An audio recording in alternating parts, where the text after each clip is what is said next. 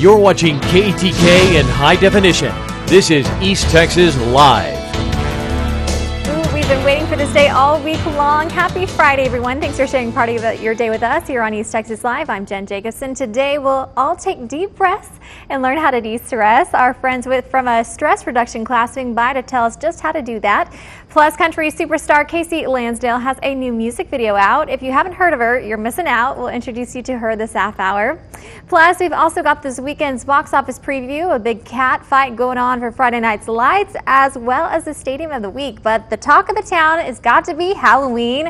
Exactly 2 weeks from today, one of my favorite holidays rolls out. Retailers seeing a huge surge in spending on candy, costumes, and decorations, of course. Looks like we're in for a big indulgence. Now, Robert, Marlena, are you guys included in these statistics?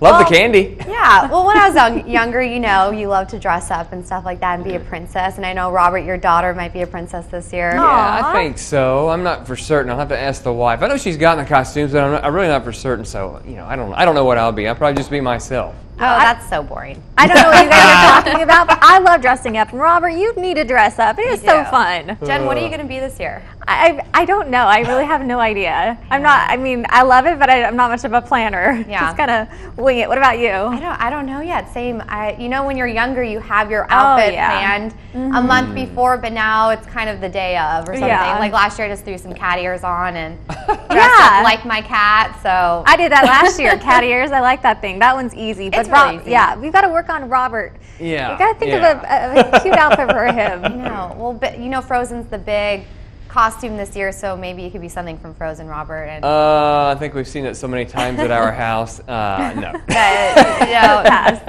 Maybe Olaf. Not anymore. Yeah, that's what I was going to say. I didn't remember what his name was, but Olaf. You could definitely be Olaf. Oh, I love Olaf.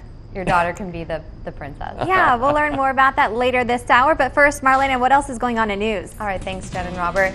President Obama will appoint Ron Klain his Ebola czar. Knowledgeable sources tell CNN the president on Thursday signaled his openness to the idea to have one individual coordinating the entire federal response to any threat of an outbreak in the United States. And our collective growing concern over Ebola comes at a time when Americans already have their thoughts on another virus, the flu. But how can we tell the difference between the symptoms? According to the CDC, after the first 5 days, both flu patients and those who have contracted Ebola can experience sore throats, coughing, and fatigue. However, Ebola patients may also experience rashes or chest pain. Influenza often lasts only 3 days before the symptoms begin to go away. For Ebola patients, those symptoms will last for more than a week. Also, the flu is way more contagious than Ebola. If you're exposed or in contact with someone that sneezes or coughs and doesn't cover their mouth or their nose or use a tissue. When you do throw that tissue away, be sure to wash your hands right after. Often it's this forgotten step that causes the virus to spread. Smith County has confirmed its first case of West Nile of the year. The State Health Department reported that this is the second East Texas county to report West Nile. 2 cases were reported earlier this year in Angelina County. The symptoms of West Nile include high fever, stiff neck, coma, and even paralysis. West Nile fever is a milder form and includes fever, headache, and body aches. To prevent mosquitoes from breeding, we'd like to remind you to dump out any standing water around your house. For more information, please visit our website, ktkmbc.com. 2 people were killed Thursday afternoon in a motorcycle accident on Highway 69 south of Lufkin. It happened around noon about a mile north of Farm to Market Road 851 on Highway 69 south. Troopers say the driver of a motorcycle was passing in the other lane when it swerved back into the correct lane, hitting the back of an SUV. The driver of the motorcycle, 49-year-old Charles Kilgore, was pronounced dead at the scene. A passenger of the motorcycle, 51-year-old Lisa Ruskin, later died at a local hospital. Normally, KTK's policy is to not report the name of a victim until next of kin has been notified. However, state troopers asked KTK to in this case since they're having trouble contacting Ruskin's family. A new warrant has been issued for the man authorities believe is involved in the disappearance of his estranged wife. Harrison County deputies tell us Craig Davison's new warrant has nothing to do with the suspicious disappearance of Christina Davis, although he still remains a suspect. This warrant stems from a family violence assault charge issued the day he was released from jail last month. Authorities' attempts to find Davison and arrest him have so far been unsuccessful.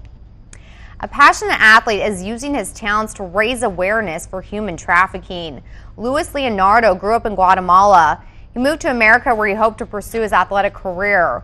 When he learned that human trafficking was still a huge issue worldwide, he decided he would turn his dream of biking across America into a ride for awareness.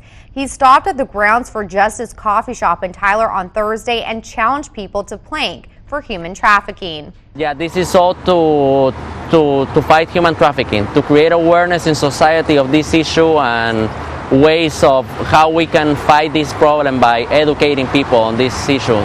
Organization Hope 27 is promoting his ride. They stand for the 27 million people who are victims of human trafficking. The 81st annual Texas Rose Festival started Thursday in Tyler. This year's theme, Cirque de la Rose. This festival highlights Tyler's rose industry, also known as the Rose City. A free blues concert was held last night at Bergfeld Park. This weekend will feature the Queen's Coronation, the Queen's Tea, and of course, the famous Rose Parade. We're just promoting community, family, and the Strutter's 75th anniversary, the organization that actually puts on the parade for the Texas Rose Festival. Festivities will continue this morning at 11:15, just 15 minutes from now, Villa de Felicita for the men's luncheon. Now, Robert, we're going to have some beautiful weather for the Rose Festival and the Jamboree Festival and everything that's going on this weekend, right? Yeah, it was really nice. It was cool this morning. Here's how we bottomed out early this morning. 58 Tyler, Longview, Henderson, 54 Nacogdoches, and 57 Lufkin, 61 in Jacksonville. Currently 77 Tyler, 76 in Longview, 73 Nacogdoches, 78 in Lufkin. The winds out of the southwest, most places right around 10 plus miles per hour. Breezy already. Satellite radar a little after 5. We had a few clouds here or there, a little bit of stronger wind speed overnight, and a few passing clouds. Temperatures stayed up, plus a little more moisture in there. You see the dew points gotten a little higher in recent days, so we've seen a little increase in moisture.